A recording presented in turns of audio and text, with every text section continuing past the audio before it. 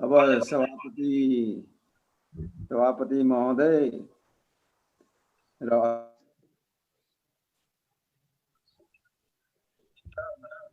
हजुर हजुर हुन्छ सर, सुनियो। सुनियो?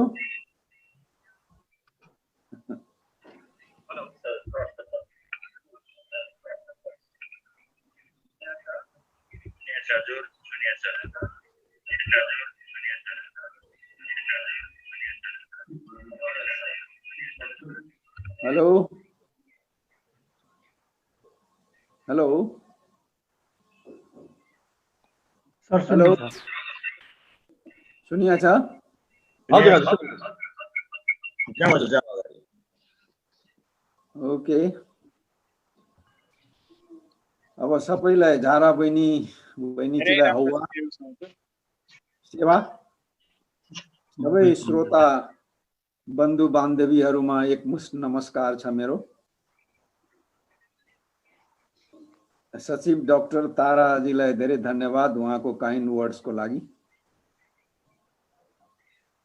अब मभन्दा पहिले मेरो अग्रज प्राडा नवल किशोर राईजीले मातृभाषा शिक्षा सम्बन्धी कुराहरू गरिसक्नुभयो। त्यसले मलाई धेरै सजिलो पनि बनाएछ, गाह्रो पनि बनाएको छ। किनभने उहाँले भनेका धेरै कुराहरू मैले भन्न चाहेको थिएँ, उहाँले भनिहाल्नुभयो। त्यसै लागि मलाई सजिलो भएको छ त्यो कुरामा। र अरू कुराहरू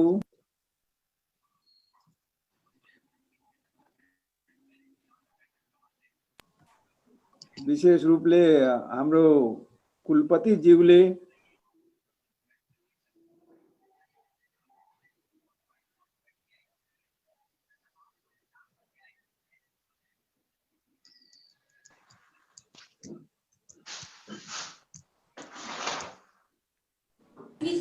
हेलो ठिक छ हजुर, ठिक छ, सुनिँदैछ। होइन, कसले म्युट गरिदिएको थियो कि उताबाट?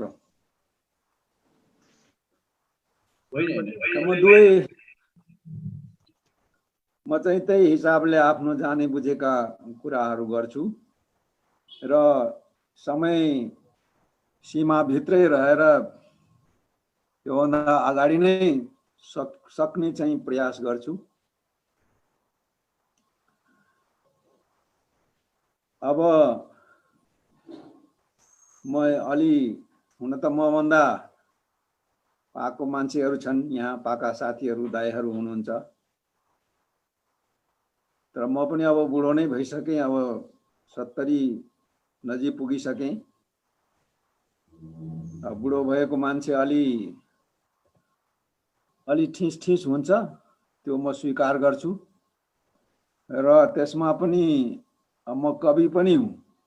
अब कवि त त्यसै पनि बोलाहा हुन्छ। एक त करेला, त्यसमा चाहिँ निम थपिया जस्तो। त्यसै लागि मेरो कुराहरू अलि अब ठिस कुरा हुन सक्छ, अपाच्य हुन सक्छ। त्यही पनि अब म आफ्नो भनाइहरू यहाँ राख्न चाहन्छु तपाईहरुको माझमा। म सम्झिन्छु अब कवि भएकोले अब तपाईहरुले अलिअलि अब बीचमा कविता पनि सुन्नै पर्ने हुन्छ, नत्र भने म यो प्रवचनै गर्दिन। अब हिन्दीको फक्कड कवि कबीरले भन्नुभएको थियो, तू कहता कागज की लेखी, मैं कहता आँखन की देखी। त सिद्धान्तिक कुराहरू छाडेर मलाई चाहिँ आफ्नो अनुभवले सिकाएका कुराहरू, व्यवहारिक कुराहरू, जुन कुराहरू नवल सरले गर्नुभयो त्यस्तो कुराहरू म गरौँला यस मेरो भनाइमा। त्यो सैद्धान्तिक र त्यो किताबका धेरै पढियो, तपाईहरुलाई पनि धेरै थाहा छ, यहाँ धेरै विज्ञ मान्छेहरू हुनुहुन्छ, त्यसलाई सिद्धान्तका कुरा म त्यति गर्ने छैन। यो मेरो आफ्नो लिमिटेशन्सहरू म बताउँदै छु। र अर्को महत्त्वपूर्ण कुरा के छ भने मातृभाषालाई आमाको दर्जा दिइन्छ।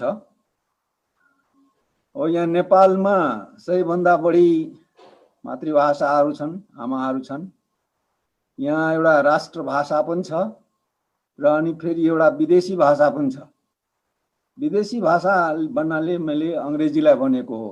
हुन त अरू पनि छन् तर अरूसँग त्यति सम्बन्ध छैन। हाम्रो शिक्षा नीति र कक्षा सञ्चालन आदिसँग अरू विदेशी भाषाहरूको सम्बन्ध नभएकोले मैले अंग्रेजीलाई यहाँ भनेको हो। अंग्रेजीको शिक्षक भएकोले चाहिँ त्यसको बढाइ गर्न खोजा होइन। र अब यी मातृभाषाहरू जति छन् यी आमाहरू यी सबै एकदम वृद्धा भइसकेका छन्, अशक्त।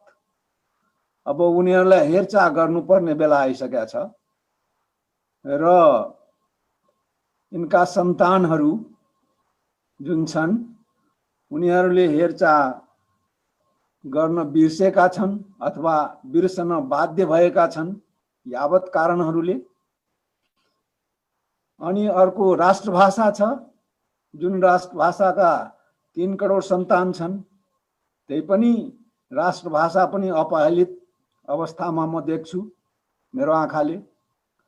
र अनि अर्को सबैभन्दा कान्छी आमा विदेशी आमा छिन् र सायद कान्छी भएकोले होला उनको चाहिँ अलि बढी फुर्तीफार्ती छ र उनले चाहिँ अनधिकृत क्षेत्रहरूमा पनि हस्तक्षेप गर्दैछ र अरू आमाहरूमाथि हैकम चलाउन खोज्दैछ। र हामीहरू पनि सायद विदेशी आमा भएकोले त्यतातिर बढी लोभिएका छौँ, उसका कुरा चाहिँ बढी सुन्ने गरेका छौँ जस्तो मलाई लागेको छ। र नेपालमा हाम्रो देशमा शिक्षा नीति, मातृभाषा शिक्षा र जुन किसिमको शिक्षा होस् त्यो चाहिँ यही तीनै आमाहरूको शीतयुद्ध, अन्तर्द्वन्द्व, अन्तर्कलहको परिणाम जस्तो मलाई लाग्छ। र मेरो भनाइ चाहिँ यही तीनै आमाको यो शीतयुद्ध जुन चलिरहेको छ हाम्रो देशमा, यसकै सेरोफेरोमा म आफ्नो कुरा राख्नेछु।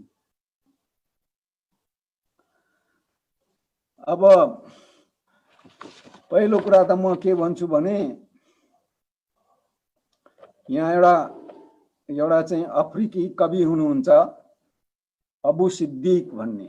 उहाँले मातृभाषा सम्बन्धी बहुत छोटो कविता लेख्नु भएको छ, 6 लाइनको। अंग्रेजीमा छ तर एकदम सरल शब्दमा छ, सबैले बुझ्छ, किनभने मातृभाषा त्यस्तै हुनुपर्छ जस्तो लाग्छ। उनले के भन्छ भने mother tongue is my mother's breast, mother tongue is my mother's breast, I suck and grow tall, it's my pillow at night and at day my wings to climb the sky, it is my stamp and stain, it's my sun and rain, my balm at wounds and a treasure to hunt, and on its axle my wheel moves. यसकै धुरीमा मेरो जिन्दगीको पाङ्रा गुड्छ भनेर उसले चाहिँ कविताको अन्त गर्छ। मलाई लाग्छ यो भन्दा बढी चाहिँ मातृभाषाको महत्त्वको बारेमा भन्नुपर्ने केही छैन होला। साथीहरूले धेरै भनिसक्नुभयो, पूर्ववक्ताहरूले के रे केन्द्रीय अध्यक्षजीले पनि भन्नुभयो, उपकुलपतिजीले भन्नुभयो, नवल सरले भन्नुभयो। म चाहिँ यही कविताबाट म सहमत गर्छु भन्ने कुरा म भन्न चाहन्छु। र यसपछि म जुन मैले त्यो कुरा गर्न चाहेको थिएँ, जुन चाहिँ नवल सरले गर्नुभयो, फर्स्ट ल्याङ्ग्वेज र सेकेन्ड ल्याङ्ग्वेज अथवा मातृभाषा र पहिलो भाषाको कुरा, र जुन जसलाई चाहिँ फेरि उपकुलपतिज्यूले पनि थप्नुभयो यो के हो कसो हो भनेर। उहाँले मेरो रेफरेन्स पनि दिनुभयो। त्यो जुन उहाँले त्यो रेफरेन्सको कुरा गर्नु त्यसमा पनि मेरो कार्यपत्र थियो। त्यो चाहिँ मैले केमा गरेका थिएँ भने नेपाली जुन पढाइन्छ मातृभाषीहरूलाई त्यो दोस्रो भाषाको रूपमा पढाउनु पर्ने हो। त्यो नेपाली मातृभाषी बच्चाहरूसँग राखेर उनीहरूकै फर्स्ट ल्याङ्ग्वेज जस्तो पढाउनु हुँदैन भन्ने मेरो त्यो मुख्य चाहिँ त्यहाँ मैले भन्न खोजेको त्यो थियो। र अर्को कुरा म त्यो कन्फेस गर्छु कि अब पहिलो भाषा सिके त्यसलाई मातृभाषा पनि चलन छ।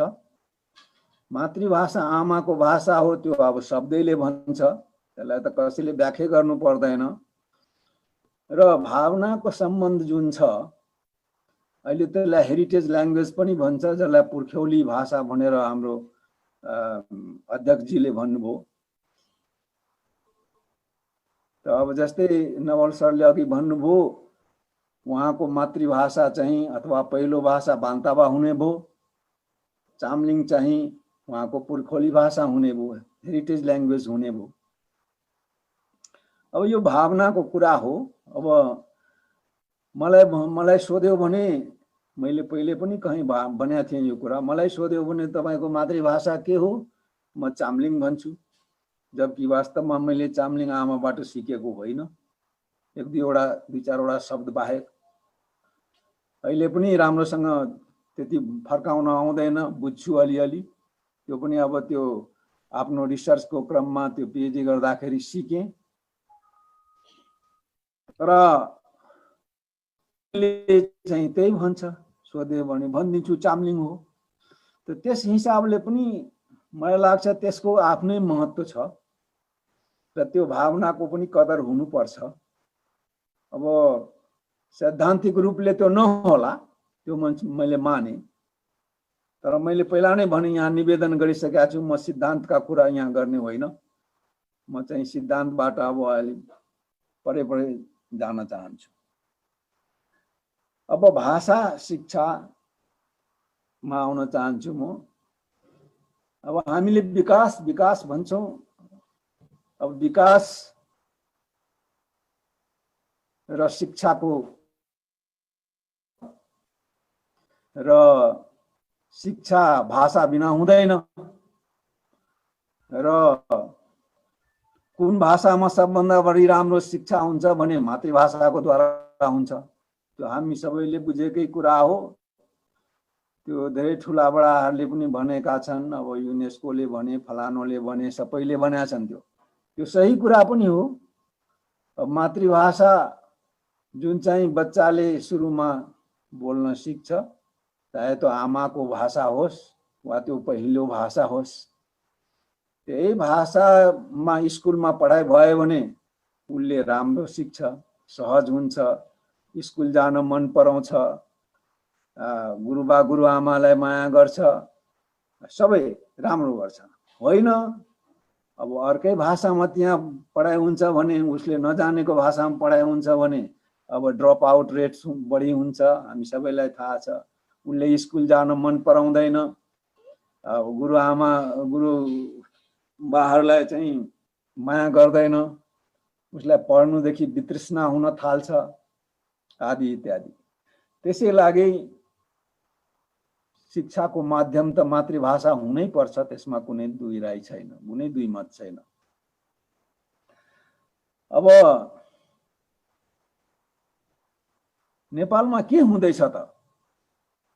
नेपालका पनि सबै ठुला बडाहरूले जो पावरमा छन् उनीहरूले पनि, र जो पावरफुल जुन वर्ग छ उसले पनि, शासक वर्गले पनि थाहा छ मातृभाषामा शिक्षा भयो भने त्यो राम्रो हुन्छ।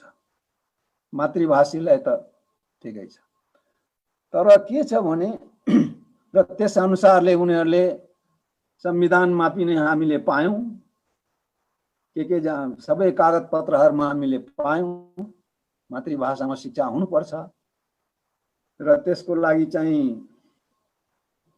फिनल्यान्ड सरकारबाट चाहिँ सहयोग भयो। सुरुमा पाइलट स्टडी भनेर म पनि त्यसमा थिएँ। सुरुमा मलाई पनि राखेको थियो, 2-3 महिना मैले त्यहाँ पनि काम गरेँ। ती सबै थियो, एकदम राम्रो हुँदैछ भन्ने खुब भयो, सबै थोक भयो। त्यसपछि त्यो हनीमुन पिरियड, स्वागत टाइम चाहिँ सक्यो। त्यो फिनल्यान्ड सरकारको त्यो जुन पैसा थियो त्यो सक्यो। अब त्यसपछि फेरि उही पुनर्मुसीको भव भनेपछि फेरि चाहिँ हामी त्यही ठाउँमा छौँ जहाँबाट हामी आएका थियौँ। ती मातृभाषी स्कुलहरूको स्थिति राम्रो छैन। हुन त म अब त्यहाँ पुगेको छैन, तर मैले रिपोर्टहरू पढिराखेको छु, रिसर्चका रिपोर्टहरू सुनिरहेको छु। अब उनीहरूको स्थिति राम्रो छैन, त्यो सरकारलाई थाहै छ, त्यो भन्नु पर्दैन, सत्तालाई थाहा छ। अब यो सबै कुरा हुँदा हुँदै पनि यो राम्रो हो, सबै हो भनेर पनि यो भइराखेको छैन। यो किन भइरहेको छैन? यसका केही मुख्य कारणहरू छन् र अब म त्यतातिर पनि अलिअलि बोल्न चाहन्छु। म चाहिँ अब शिक्षा नीति के थियो पास्टमा त्यसमा जान्न, यहाँलाई थाहै छ। पेलियो,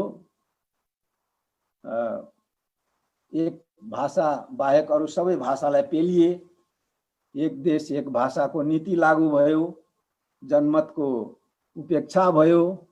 जनमत गरेर जनमतले मातृभाषामा शिक्षा हुनुपर्छ भन्दा पनि भएन। यो गोर्खा शाह राज्यपालादेखि राणा राज्यदेखि क्रान्ति भएर चाहिँ तपाईको प्रजातन्त्रको पालामा पनि त्यही भयो। त्यसपछि अहिले गणतन्त्रको पालामा आएर हामीले कागजमा धेरै कुराहरू पाइसकेका छौँ, तर वास्तवमा चाहिँ हामीले त्यसको सुखानुभूति गर्न चाहिँ पाएका छैनौँ। यसका केही प्रमुख कारणहरू छन् हैन। म चाहिँ त्यता आयो गर्न चाहन्छु। एउटा त के भने बहुभाषी शिक्षा सरकारले लागू गर्यो, तिलायो, मान्यो। एक कक्षादेखि नै, सुरुदेखि नै आधारभूत शिक्षा चाहिँ मातृभाषामा हुनुपर्छ, अनिवार्य भनेर पनि भन्यो। तर प्र्याक्टिसमा के भयो भने चाहिँ अहिले त मातृभाषाको त कुरा छोडिदिउँ, राष्ट्रभाषा पनि पढाइ हुँदैन। एक कक्षामा अङ्ग्रेजीबाटै हुन्छ, अङ्ग्रेजी नै सुरु हुन्छ एक कक्षाबाटै। यो असंवैधानिक काम, यो असंवैधानिक काम हामीले गरिरहेका छौँ र राज्यले यसलाई मौन बसेर यसलाई सघाइरहेको छ। यो असंवैधानिक गैर कानुनी काम हो। जब संविधानले भनिरहेछ आधारभूत शिक्षा चाहिँ मातृभाषामा हुनुपर्छ, जहाँ जहाँ मातृभाषीहरू छन्, त्यो भएको छैन। ल बाबा त्यो भएन। अब त्यहाँ चाहिँ राष्ट्रभाषामा पनि अब कोताही भइरहेछ। राष्ट्रभाषाको सट्टा पनि अब अङ्ग्रेजी चाहिँ सुरु भइरहेछ। मैले त्यही कारणले सुरुमा के भनेको थिएँ भने यो विदेशी आमा जुन छिन्, यो अङ्ग्रेजी, यसको चर्चा गर्नु जरुरी छ। यस्तो किन भइरहेछ हाम्रो देशमा? अलिकति अङ्ग्रेजीको सम्बन्धी चर्चा गर्न चाहन्छु। यहाँ चाहिँ प्रचार के गरिन्छ भने, म यसलाई दुष्प्रचार भन्छु। प्रचार के गरिन्छ भने अङ्ग्रेजी एक कक्षाबाट पढायो भने राम्रो सिक्छ। अर्को नम्बर 2 के भने अङ्ग्रेजी पढ्यो भने राम्रो जागिर पाइन्छ। तेस्रो के, अङ्ग्रेजी पढाउँदाखेरि अर्को भाषा, मातृभाषा अथवा नेपाली अथवा व्हाटएभर त्यो बोल्नु हुँदैन, प्योर अङ्ग्रेजीमै क्लास हुनुपर्छ। अनि अंग्रेजी पढाउँदाखेरि अंग्रेजी बोल्दा अंग्रेज जस्तै बोल्नुपर्छ, प्रोनाउन्सिएसन उच्चारण चाहिँ त्यस्तो हुनुपर्छ।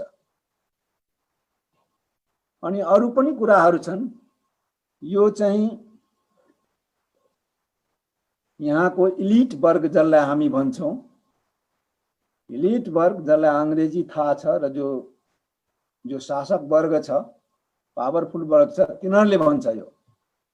उनीहरूले के पनि भन्छ भने तपाईले सोध्न जानुस्, उनीहरूले के भन्छ, गार्जियनले नै भन्छ एक कक्षाबाट पढाउनु, हामीले के गर्ने। म भन्छु गार्जियनले भन्दैन एक कक्षाबाट पढाउनु। गार्जियनले के चाहन्छ भन्ने के भन्छ भने हाम्रो बच्चाहरूले अंग्रेजी राम्रो सिकुन्, यो चाहिँ भन्छ। तर उनीहरूले भन्दैन एक कक्षाबाट पढाउनु।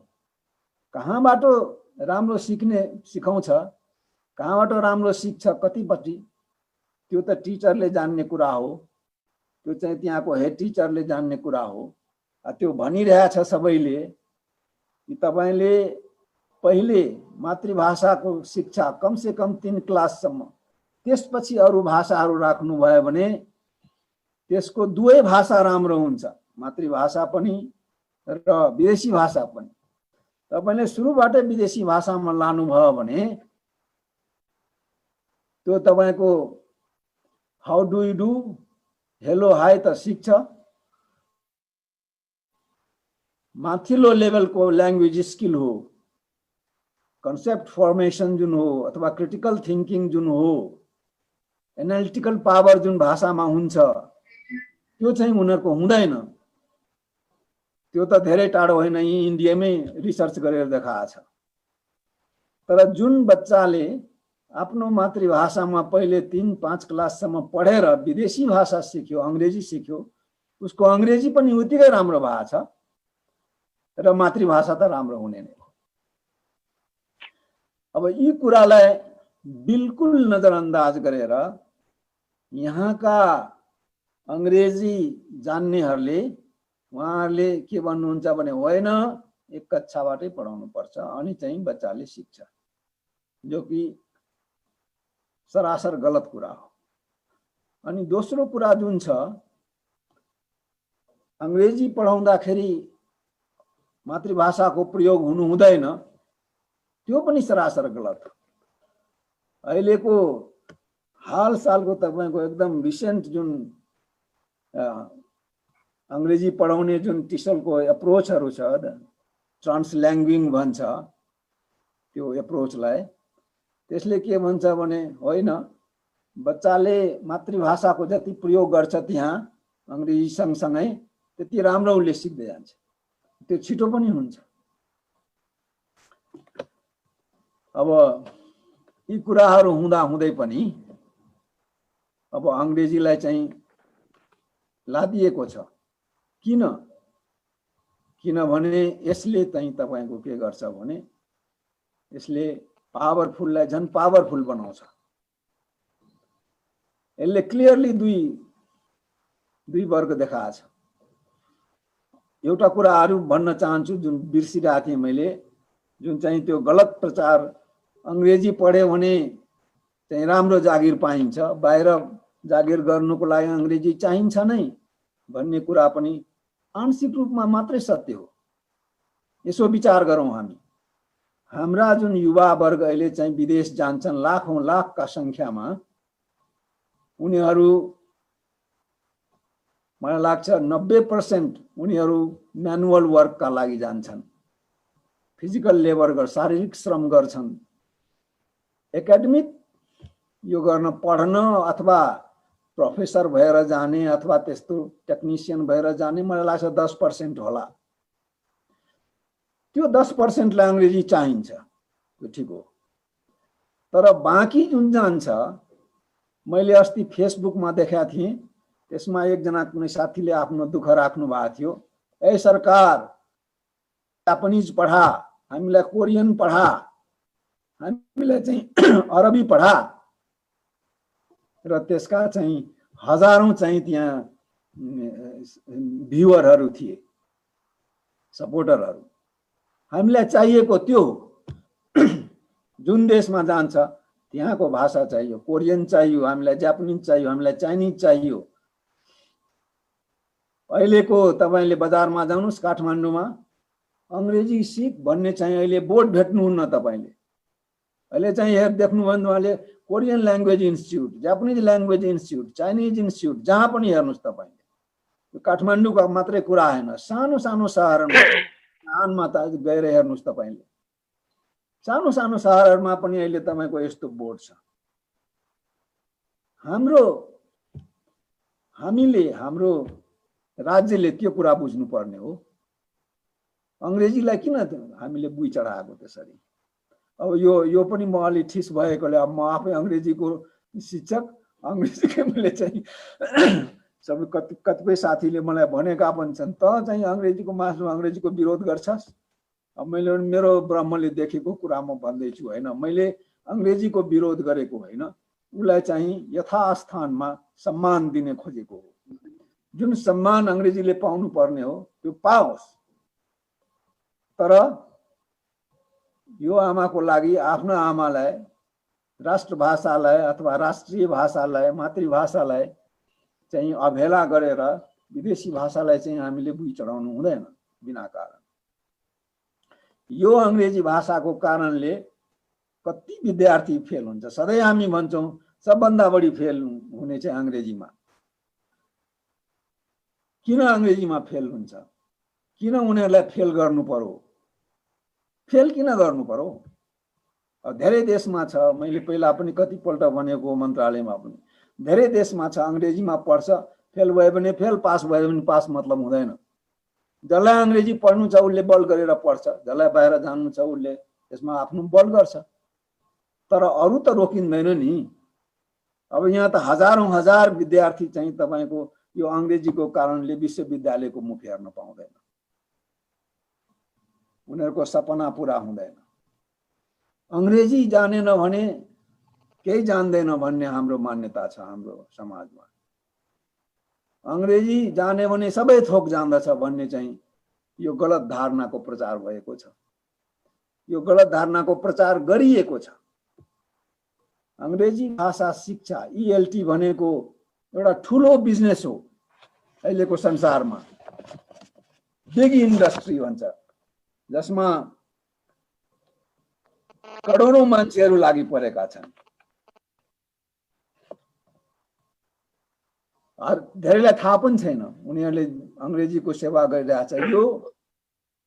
यो वर्ग जुन छ जसले अंग्रेजीको हालिमुहालीको प्रचार गरिराखेको छ, यो वर्गले त्यो आर्थिक लाभ पनि भइरहेछ उनीहरूलाई। र त्यसैले गर्दाखेरि मातृभाषा र राष्ट्रभाषालाई चाहिँ एकातिर थन्काएर उनीहरूले अंग्रेजीको चाहिँ यो गरिरहेछन्। खैर अब यो अंग्रेजीको गुणगान छोड्दिउँ। अब फेरि म फर्केर जान्छु हाम्रो मातृभाषा शिक्षामा। पहिला नै भनिसकियो कि मातृभाषाको शिक्षा र मातृभाषामा शिक्षा, खासमा हुनुपर्ने चाहिँ मातृभाषामा शिक्षा हो।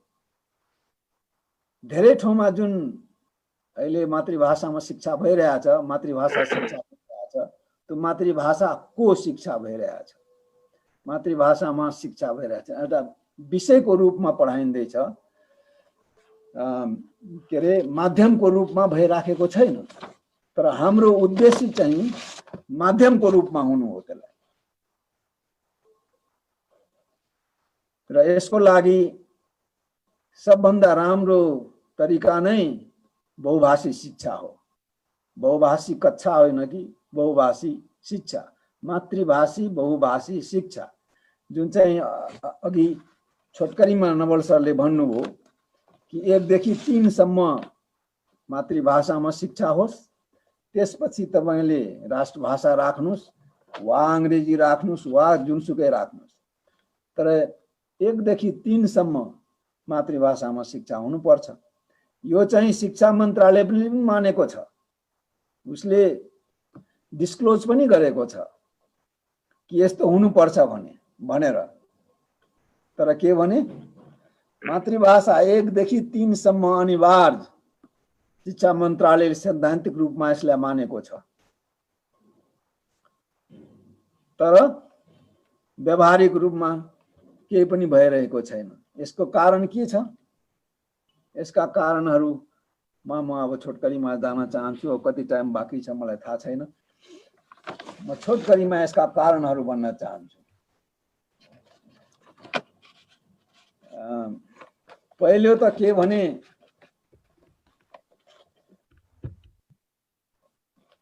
जो चाहिँ सत्तामा बसेका छन् नीति निर्धारकहरू जुन छ, जो वर्ग छ शक्तिशाली वर्ग, उनीहरूको भाषा राष्ट्रिय भाषा होइन। उनीहरूको भाषा राष्ट्रिय भाषा नभएकोले उनीहरूलाई त्यस्तो चासो छैन। अब नाङ्गो शब्दमा भन्यौ भने, नेकेड वर्ड्समा भन्यौ भने, खस भाषीहरू तपाईको सत्तामा छ। उनीहरू नै नीति निर्धारक हुन् प्रमुख रूपमा। अब उदाहरणको लागि 1-2 जना अरूलाई पनि देखाइदिन्छन्, जनजाति पनि हैन, अल्पसंख्यकबाट पनि 1-2 जना ऊ पनि थियो भनेर देखाइदिन चाहिँ सक्छन्। तर मुख्य रूपले उहाँहरू हो र उहाँहरूको भाषा लोपोन्मुख छैन। उहाँहरूको भाषा जुन छ त्यो चाहिँ अब सबै हामीलाई थाहै छ, त्यो राष्ट्रभाषा हो, सरकारी कामकाजको भाषा हो, शिक्षाको भाषा हो, मिडियाको भाषा हो, लिङ्क भाषा हो, सम्पर्क भाषा पनि हो। त अब उहाँहरूलाई चिन्ता छैन। त्यसको चिन्ता कसलाई छ भने डाक्टर नेत्रमणि राईलाई छ, किनभने उहाँको मातृभाषा लोप हुने स्थितिमा छ। चिन्ता कसलाई छ त अब डाक्टर तारामणि राईलाई छ अथवा जयकुमार राईलाई छ, किनभने मातृभाषा त उहाँको लोप हुने स्थितिमा छ। त्यसैलागि बहुभाषी शिक्षा लागू गरौँ भनेर उहाँहरू कुदिहिँड्नु भएको छ। तर जो चाहिँ जसले लागू गर्न सक्छ, जसमा त्यो क्षमता छ, जसमा त्यो शक्ति छ, उनीहरूले यसलाई चाहिँ सैद्धान्तिक रूपमा त ठिक छ तपाईको भनाइ हजुर एकदम हामी गर्छौं भन्छन्, तर चाहिँ व्यावहारिक रूपमा इन्ट्रेस्ट देखाउँदैन, तटस्थ। मैले अघि नै भने फिनल्यान्ड सरकारको पैसा हुइन्जेलसम्म दौडादौड थियो। सारा अधिकारीहरू, शिक्षा मन्त्रालयका अधिकारीहरू, शिक्षा विभागका अधिकारीहरू कुदिहिँड्थे गाडीमा, स्कुल कस्तो भइरहेछ के भए।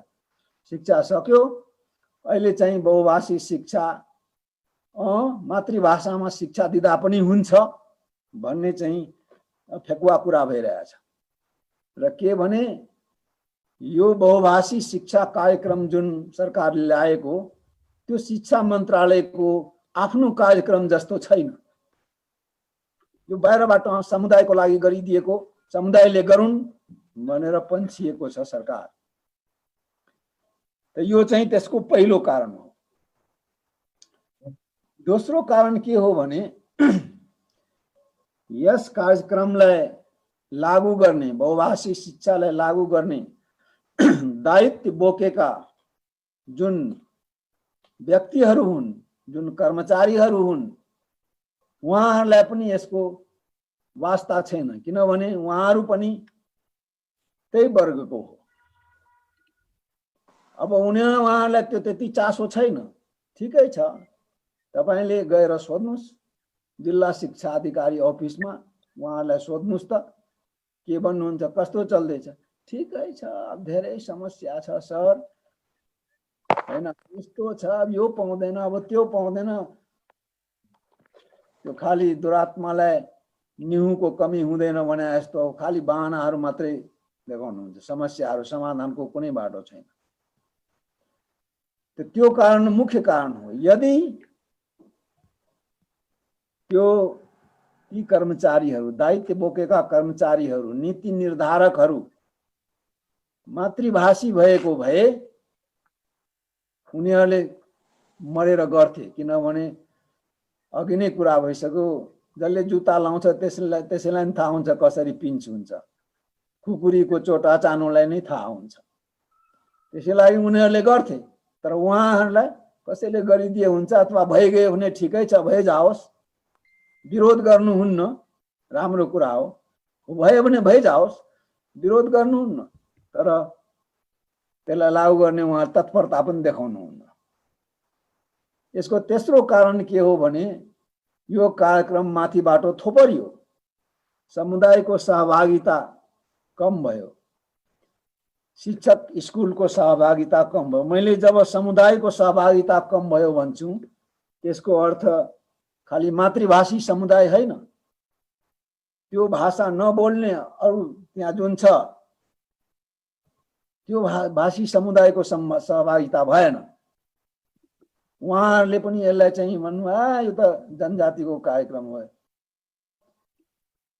म भन्छु यो टु वे ट्राफिक हुनुपर्ने हो। धेरै पहिला पनि मैले भनेको थिएँ, एउटा खस भाषी बालकले यदि लिम्बू बहुल क्षेत्रमा लिम्बू भाषा शिक्षा स्कुलमा त्यो माध्यमबाट भने के बिग्रिन्छ?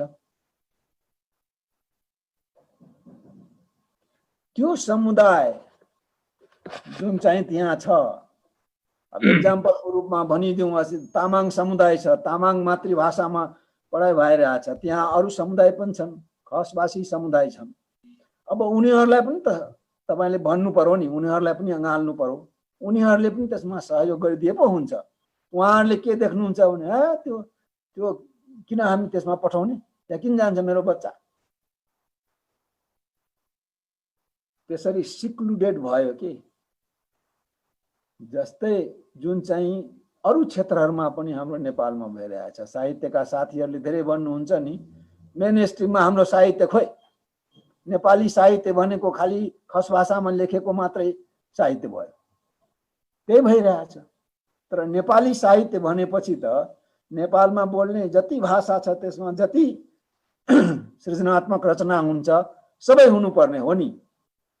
भारतीय साहित्य भनेपछि हिन्दुस्तानको उदाहरण लिउँ, भारतीय साहित्य भनेपछि त्यहाँ सबै भाषाको साहित्य उनीहरूले लिन्छ, चाहे त्यो बङ्गला होस्, मराठी होस्, तमिल होस्, हिन्दी होस्।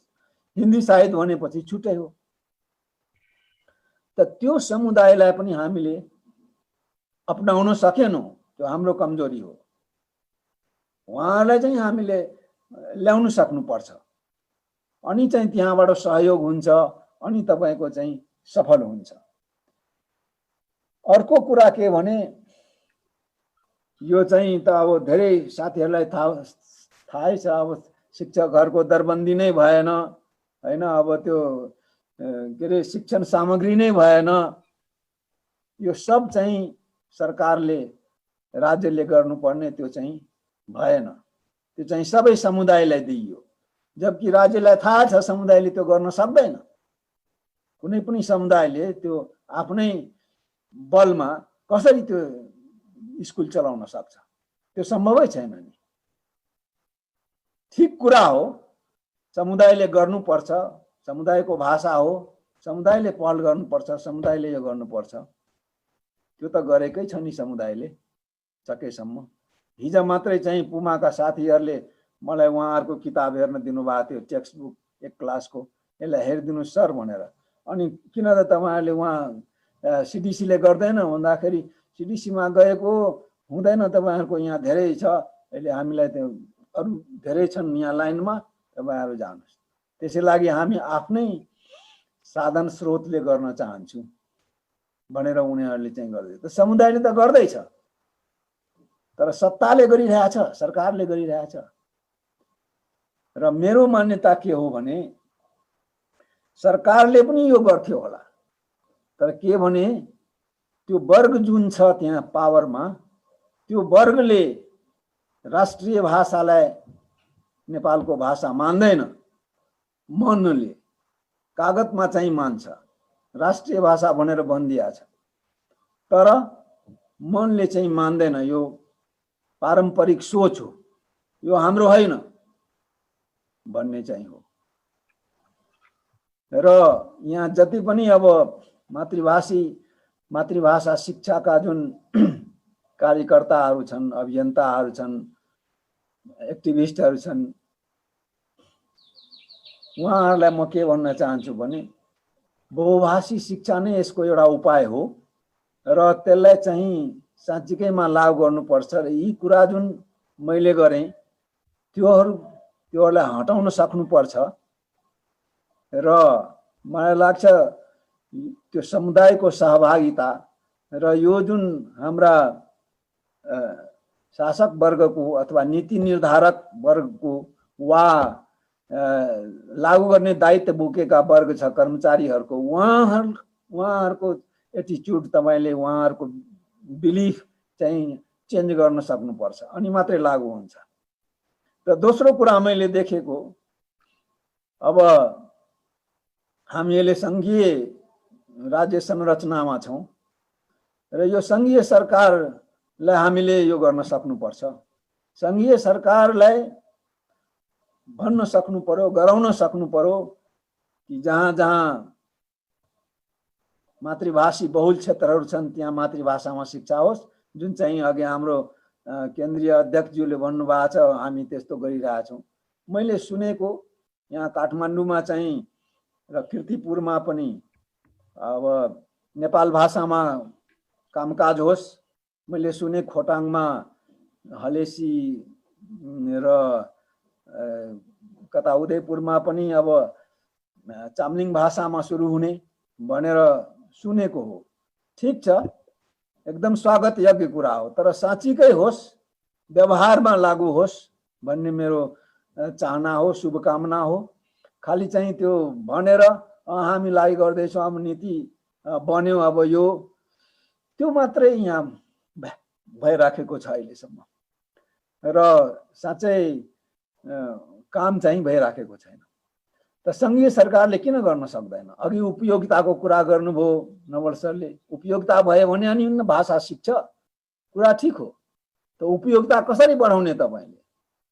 तपाईले धरान नगरपालिकामा तपाईले बान्तावा भाषा अथवा अटपहरिया भाषा अथवा व्हाटएभर यसमा पनि कामकाज हुन्छ र यहाँको कर्मचारी के अरे नियुक्तिको लागि त्यो भाषा पनि जान्नुपर्ने हुन्छ भनेर तपाईले सर्कुलर गरिदिनु भयो भने त त्यहाँ सबैले सिक्छन्।